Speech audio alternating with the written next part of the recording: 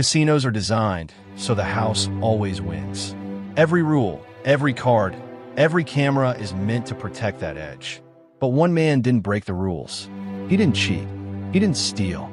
And yet, he walked out with millions, forcing the world's biggest casinos into court, panic, and public embarrassment. His name was Phil Ivey, and what he did was so clever, casinos still argue about whether it should even be legal. Before the lawsuits, before the headlines, before the accusations, Phil Ivey was already a legend. Born in California and raised in New Jersey, Ivey discovered poker as a teenager. He practiced relentlessly, memorizing probabilities, studying opponents, and training his mind to spot patterns others missed.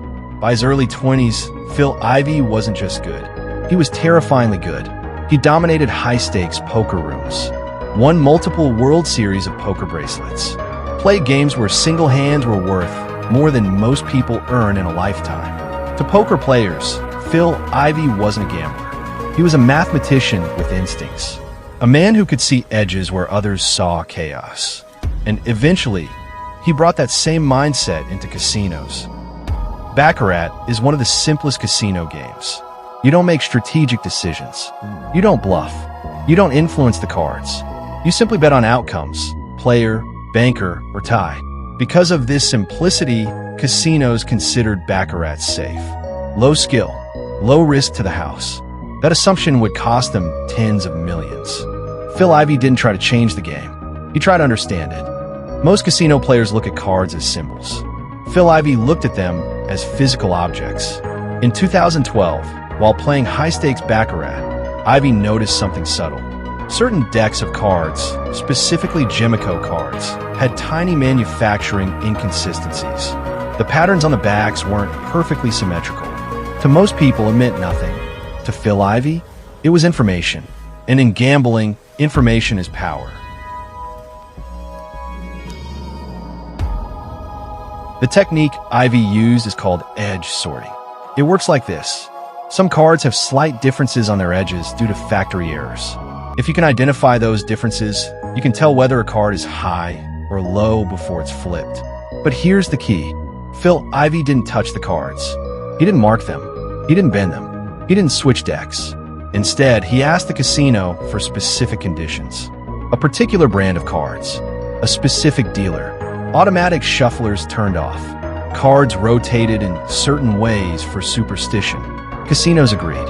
Why? Because high rollers make special requests all the time, and casinos want their money. At the Borgata Casino in Atlantic City, Ivey sat down to play baccarat with stakes that stunned the staff. Within days, he won $9.6 million. Then he went to London. At Crockford's Casino, one of the most prestigious casinos in the world, Ivey played again. This time, he won £7.7 million, roughly $12 million. He didn't use any cheating devices, nor did he take illegal actions. Just calm bets, quiet observation, and near-perfect accuracy. Casinos were shocked and terrified. At first, casinos stalled payments. Then came the lawsuits. Both Borgata and Crockford's accused Phil Ivey of cheating. Their argument? Even if he didn't physically alter the cards, he had manipulated the game. Phil Ivey's defense was simple. I played the game exactly as the casino allowed. He didn't use any hidden tools. He didn't bend the rules. Only intelligence. The question became, is exploiting a casino's mistake the same as cheating? The legal battles dragged on for years.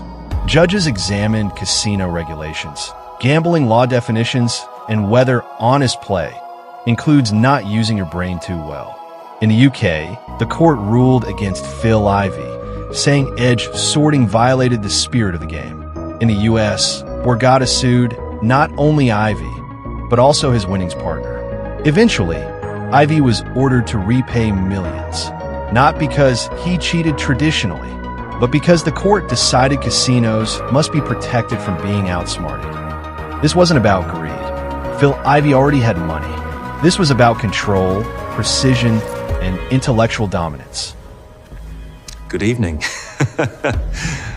Casinos rely on players being emotional, impulsive, and imperfect. Phil Ivey was none of those things. He exposed a dangerous truth. Casinos don't mind risk. They mind losing control. After the scandal, casinos changed car designs. Edge sorting was explicitly banned. Surveillance procedures were updated worldwide, and Phil Ivey's reputation still intact among poker professionals. To many, he didn't cheat. He won fairly, and the house didn't like it. Phil Ivey didn't steal. He didn't hack. He didn't lie. He simply saw what others ignored.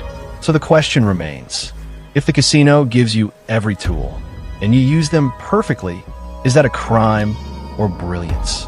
Because in Phil Ivey's case, the house didn't just lose money. It lost its illusion of control. This is Fraudify, where we unmask the world's biggest scams. Don't forget to like, share, and subscribe to Fraudify for more.